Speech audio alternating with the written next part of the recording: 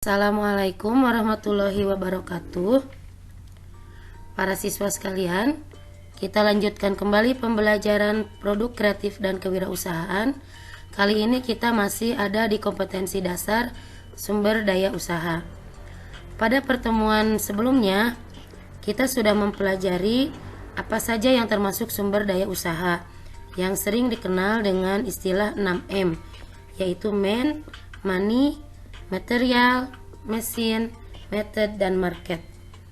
Nah, pada pertemuan kali ini kita akan belajar bagaimana cara menganalisis masing-masing dari unsur sumber daya manusia tersebut sehingga bisa mendukung proses usaha atau bisnis yang dijalankan. Kita mulai dari M yang pertama, yaitu man. Oke, sebelum kita menganalisis satu persatu tiap unsur, sebelumnya kita kembali dulu ke kompetensi dasar menganalisis peluang usaha. Pada kompetensi dasar tersebut, kalian sudah berhasil menemukan dan memilih peluang usaha yang memiliki prospek yang bagus. Nah, dari peluang usaha tersebut, langkah selanjutnya yang harus kita analisis adalah unsur-unsur sumber daya yang mendukung prospek usaha tersebut. Misalnya, kita mengambil contoh prospek usaha yang dipilih adalah bisnis pada fashion remaja. Apakah sebagai produsen maupun sebagai reseller ataupun dropshipper. Apa saja kebutuhan sumber daya manusianya? Oke, yang pertama man. Kita analisis kebutuhan tenaga apa saja sih yang bisa mendukung proses bisnis pada fashion remaja. Yang pertama, kita pasti membutuhkan bagian keuangan. Misalnya kita membutuhkan 1 orang, dari mana akan diambil tenaga kerja tersebut? Jika bagian keuangan, pasti kita akan membutuhkan lulusan akuntansi, maka kualifikasi akademiknya adalah lulusan akuntansi. Kemudian kita akan membutuhkan juga tenaga pemasaran dan penjualan. Misalnya dibutuhkan 1 orang dari lulusan SMK Bisnis Daring Pemasaran. Kemudian membutuhkan juga admin, customer service, bagian produksi, dan unsur-unsur dalam man ini disesuaikan dengan karakteristik bisnis yang dijalankan. Jika sebagai produsen tentu akan membutuhkan bagian produksi. Tetapi jika sebagai reseller atau dropshipper, maka bagian produksi tidak dibutuhkan. Makanya, analisis pada bagian man atau tenaga kerja ini harus disesuaikan dengan jenis dan karakter bisnis atau usaha yang akan dijalankan. Oke, unsur sumber daya manusia yang kedua adalah money, yaitu berkaitan dengan permodalan yang diperlukan untuk menjalankan sebuah usaha atau bisnis. Untuk keperluan bisnis fashion remaja, maka unsur-unsur modal yang diperlukan komposisinya seperti ini. Ada modal awal. Modal awal ini bisa diperoleh dari modal milik sendiri maupun modal yang diperoleh dari pinjaman. Kemudian, modal awal ini akan dialokasikan untuk berbagai keperluan, di antaranya biaya investasi. Biaya investasi ini maksudnya adalah biaya yang diperlukan untuk pengadaan ruangan misalnya, atau peralatan-peralatan yang akan digunakan pada jangka panjang. Itu kebutuhan investasi. Kemudian yang kedua adalah alokasi biaya untuk kebutuhan produksi jika posisi bisnis kalian sebagai produsen, atau biaya usaha dan biaya kerja jika posisi bisnis kalian sebagai reseller atau yang lainnya. Nah, kebutuhan biaya produksi ini mencakup biaya bahan baku jika sebagai produsen, atau biaya untuk membeli persediaan barang dagangan atau stok barang dagangan jika fungsi sebagai reseller atau dropshipper.